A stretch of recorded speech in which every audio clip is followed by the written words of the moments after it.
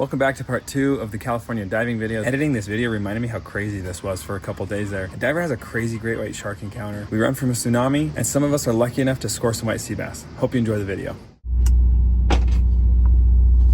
Oh, it's day 2. Go get a white sea bass. Oh.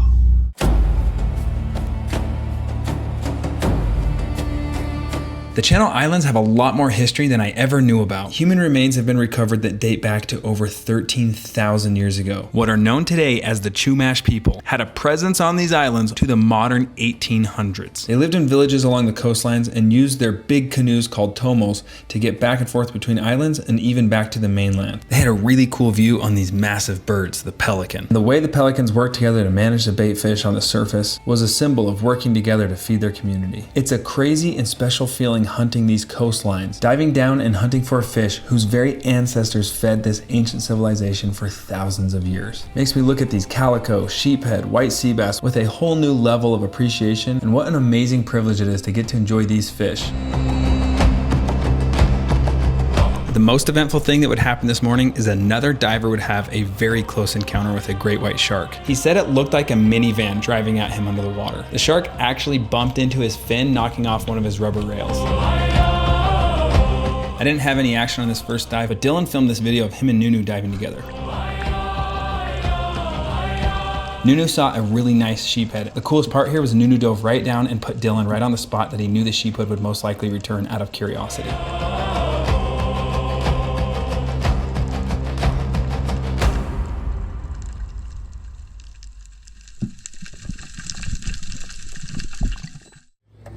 All right, dude, did you get your skunk buster on board? I think so. Yeah. You shot some yesterday, didn't you? I shot a barracuda. Oh, that's right. But like this is kind of day 2. Haven't gotten any meat on board. I should probably. Where's Blake's? I want to see his. He's coming in right now. All right, dude, let's see it. Blake, you're on the board. Finally. 2 nice sheephead. Mm-hmm. How deep were they? Like 15 foot. 15? Yeah. Were you sitting on the bottom, or Yeah. did they swim up to you, or did you have to chase them? Yeah. Swim up to me. Sweet, dude. Spencer, I want to see that yellowtail, dude. That's number 2 on the boat for Spencer, 0 for everybody else. You awake, dude? Yeah. How was that sleep? Listen, I don't want to hear it. Honestly, you played it right. Did I? Yeah. You like that dive? I mean, we already did it. I was out there, I came back early. So it's day 2. We hit the same dive spot we hit last night. Nothing really eventful, nothing was really showing up. Shark encounter was pretty crazy. He's rightfully not kind of ready to talk about it. I'm gonna give him that respect. It is something worth knowing that it's always out there, it always can happen. He shared some really cool insights. Mainly it's just humility. I think that's always a good lesson to take away from anything that's really scary. My ear has a little bit of barotrauma going on in it, so I'm gonna take some ibuprofen and hopefully the inflammation comes down. I've always had an issue with my right ear. So I keep kind of doing this middle ground where I'm diving 50 feet and Spencer's dropping 60, 70, 80 feet and he's finding yellowtail, and my buddies, Jace, shot that white sea bass in about 15 to 20 feet of water. So I probably just need to commit to doing aggressive deep diving or sticking to the shore dives. One of the techniques I used last year that worked really well was just floating up to the surface underneath the kelp and letting the kelp drape across my back, and I was completely covered in the shade of the kelp. Fish would kind of cruise underneath me to see what I was, because they can't see me because I'm so engulfed in the blanket of kelp. And I even shot one of my white sea bass from the kelp, just from the surface. I was laying in the kelp with it draped across me, and I just poked the snorkel out through between a few leaves, wait to see what comes in, and that's probably going to be a lot of my method today. One of the cool moments for me was watching Nunu come in. He's been diving since the 70s, and he's seen it all. He has friends that have had scary encounters. He has friends that have almost lost their lives to shark attacks. Without even asking him what happened, he heard great white shark and he just said, "Hey man, give me a hug." And that was a really cool moment. That mentorship role and just comfort in a way that none of us could, because none of us have experienced anything like that before, just makes me glad to be diving with such a cool group of people. Keep it rolling.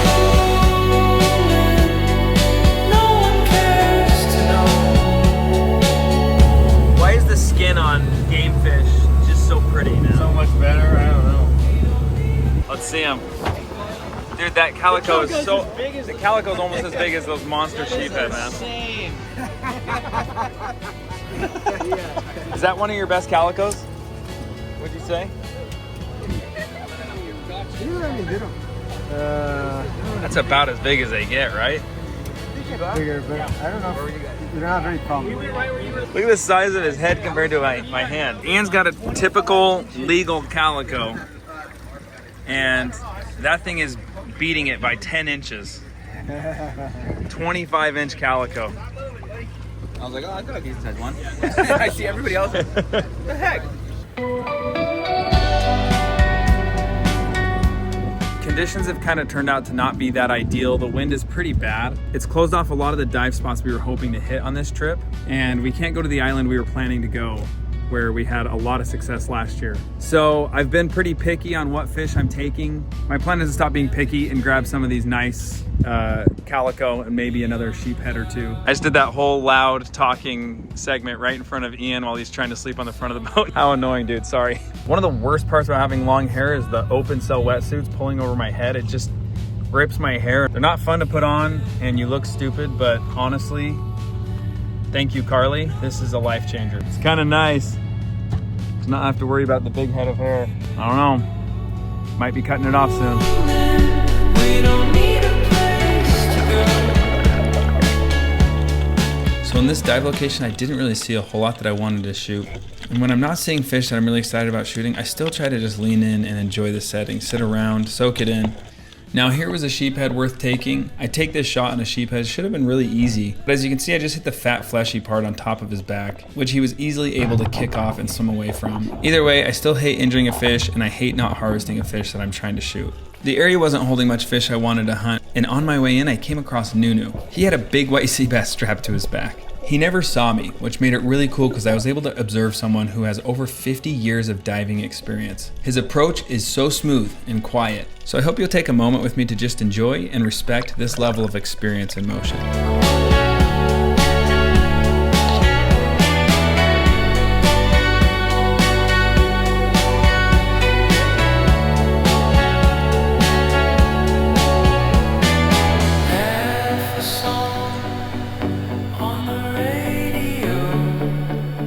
Because conditions were poor in most places, we actually ended up going back to that same spot where that diver had the great white shark encounter just that morning. That spot was just one of the few areas protected from the bad conditions. It was still a little eerie to be going back to a spot where a diver just had an encounter with an 18 to 20 foot great white shark that morning.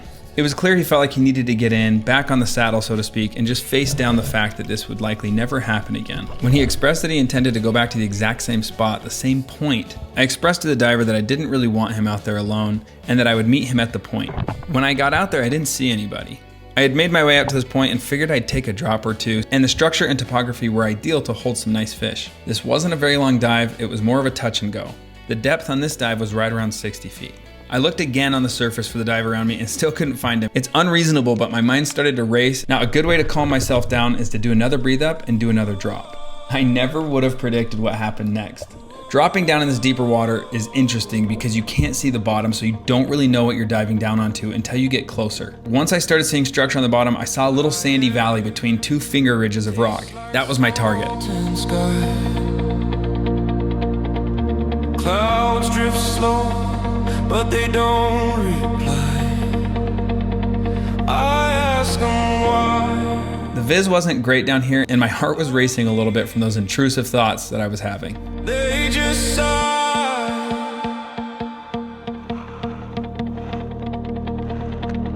Our air tastes like salt and sky.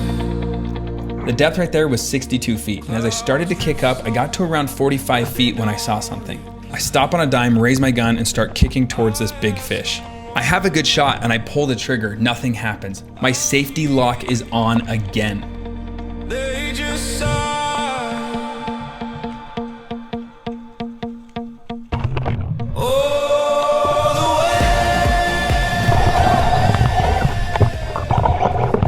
That screaming sound you hear is what dreams are made of. That is my reel peeling line as this big fish is kicking away powerfully.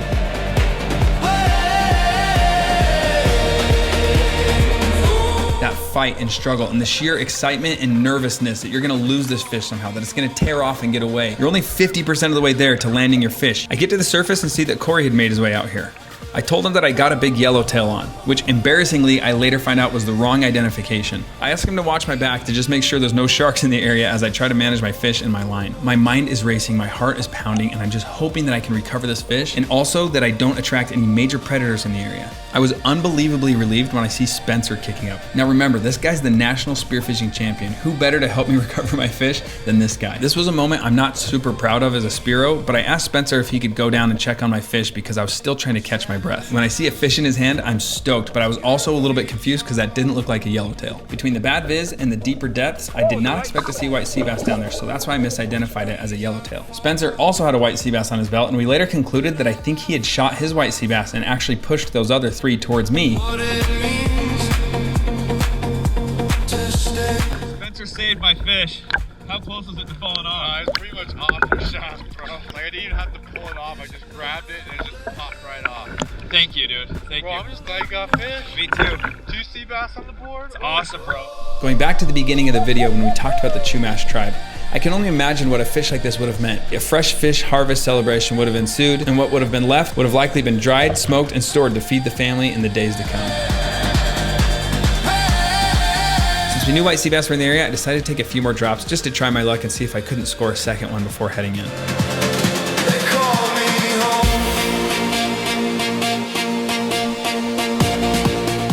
After a long day like this and pushing through some challenges on my dives, I just had this strong sense of gratitude for the opportunity to be out here, for this beautiful world we live in, for the ocean, for these fish, for the people that I was diving with, and for the opportunity that I had to harvest this fish of the trip. White sea bass has become one of my favorite fish to eat. It feels healthy and it tastes amazing, and I can just tell that my body appreciates this quality of meat.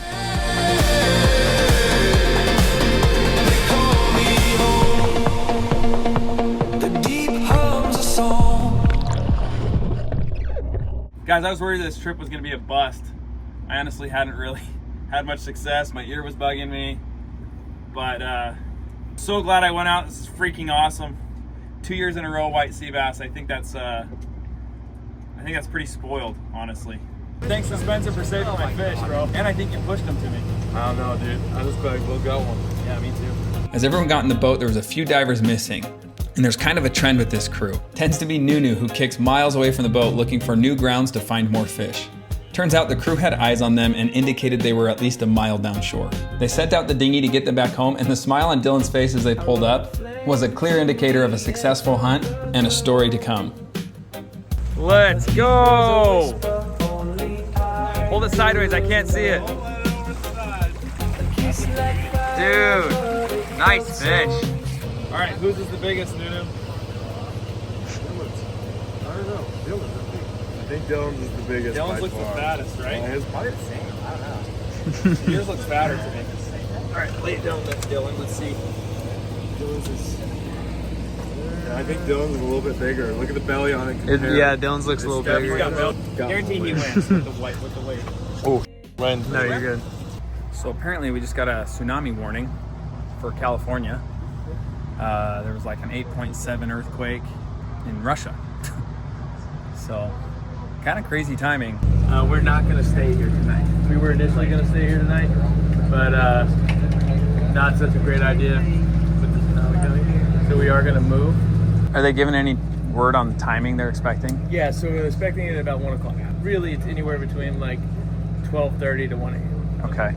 Do they have any indication of how serious of a warning they're expecting it to be? or- Not yet. We won't know, but we'll be monitoring the radio all night. Okay.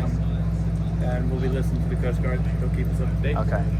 In a worst case scenario, are you guys just heading out to deeper water? We'll just head out to deeper water, worst case scenario. Okay. I don't know. What do we do? I don't know. Honestly. Dylan doesn't know. Dylan's grabbing his surfboard, dude. I'm probably safest spot, probably just in the mountains.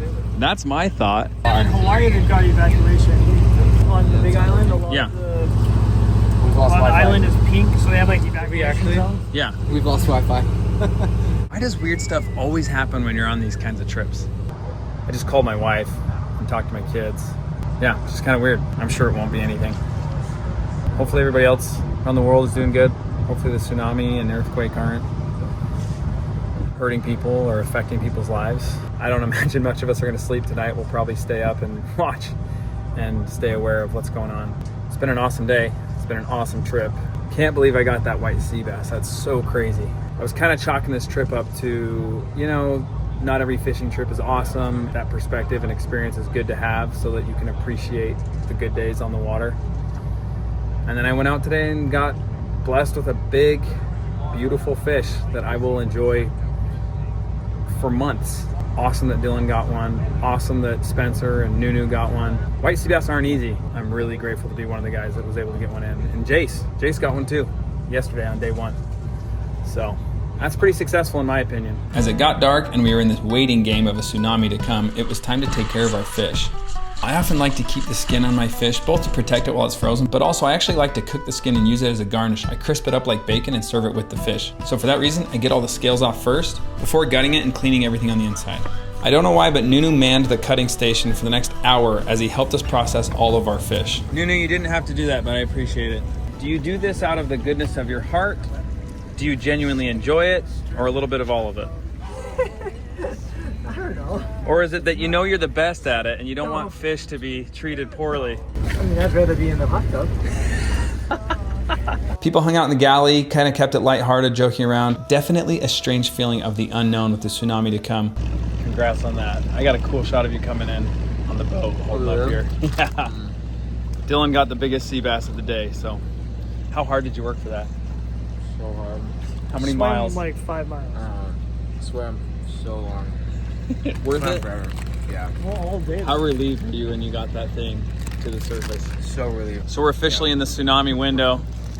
Stoked to experience the end of it with you guys. We die together. I am freezing. All right, well, pretty uneventful. I think we're gonna survive the night, so see you tomorrow. Day 3. Did you wake up today? Me and my dad Should I be sad about that, or should I be okay with that? straight from the coast here, went all the way out to the point, didn't see anything until we got to the point. At the point, we could start hearing the white sea bass, but the viz was crap here. I think because of the tsunami last night.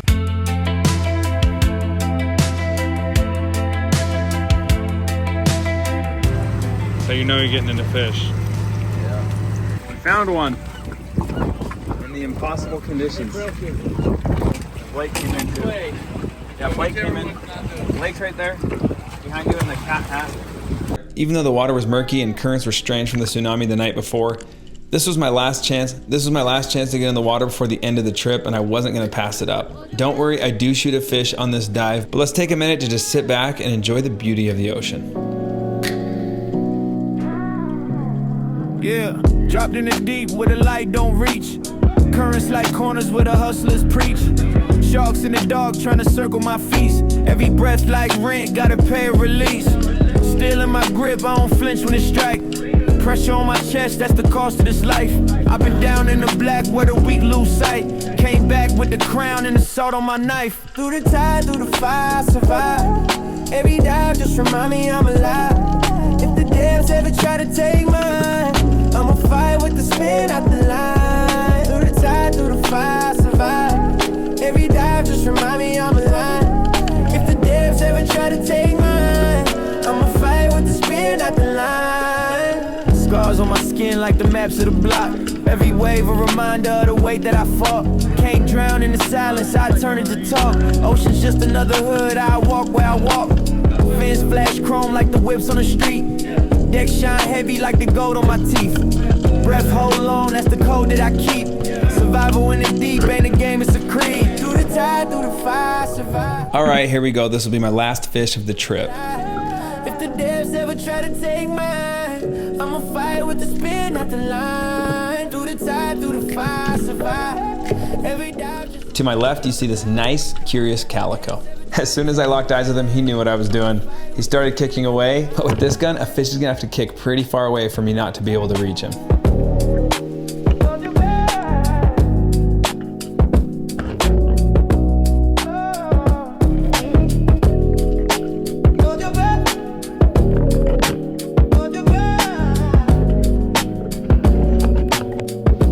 the first fish I ate when I got home from this trip. It was so good. I grilled it up the way Nunu had recommended. I'll tell you right now, I'm never passing up on a legal calico again.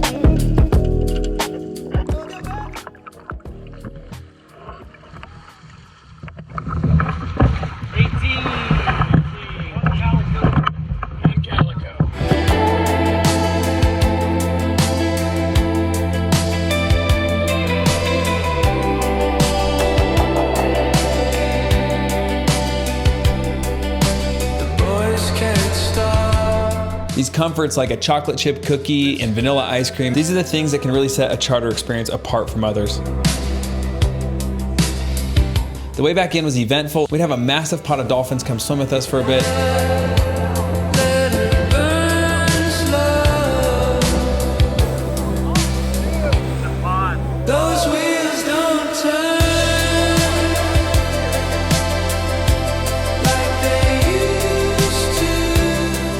See a whale. Going down deep, guys. Say bye.